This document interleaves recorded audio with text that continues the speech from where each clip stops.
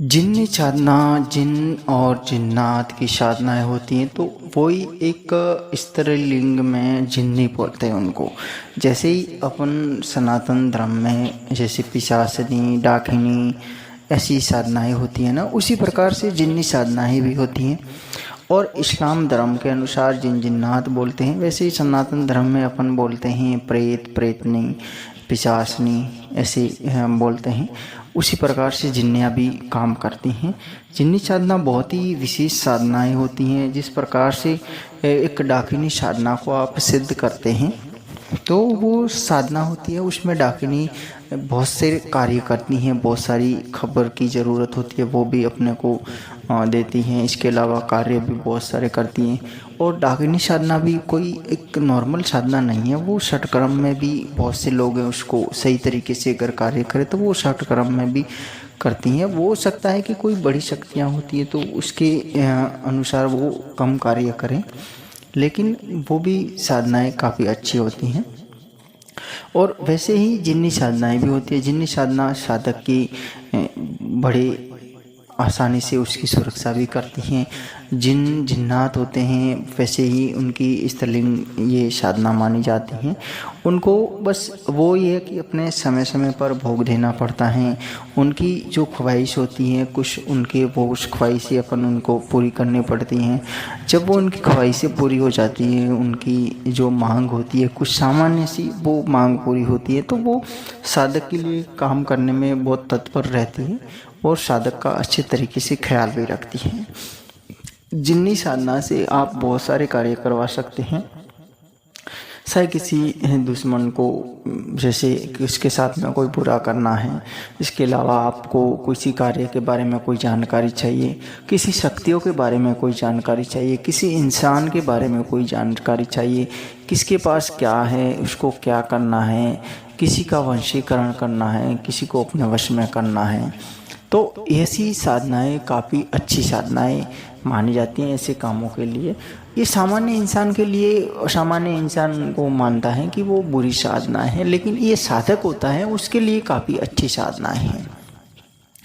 मेरा स्वयं का अनुभव है कि पिशाचनी साधनाएँ वगैरह ये साधनाएँ काफ़ी अच्छी अनुसाधना है, काफ़ी अच्छे तरीके से कार्य भी करती हैं, लेकिन सामान्य इंसान को वो बुरी ही लगती है हमेशा।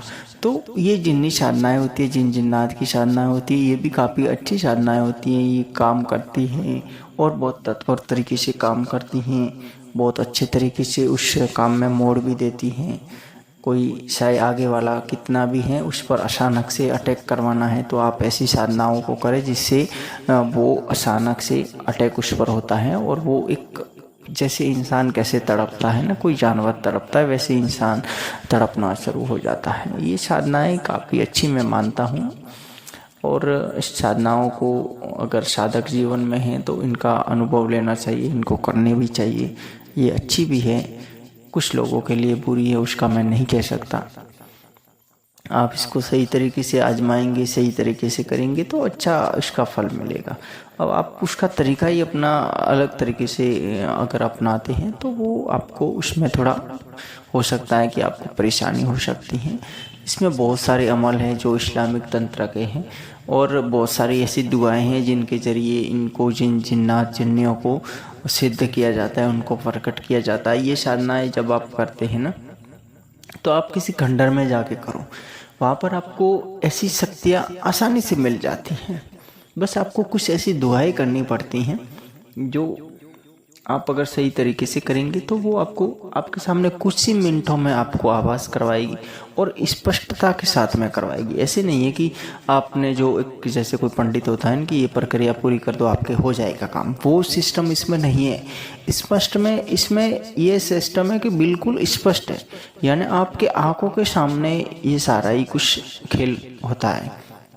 आपके आंखों के सामने कोई आएगा, आंखों के सामने कोई किसी वस्तु को गिराएगा, उसके उधर से उधर करेगा, ऐसा भी होगा।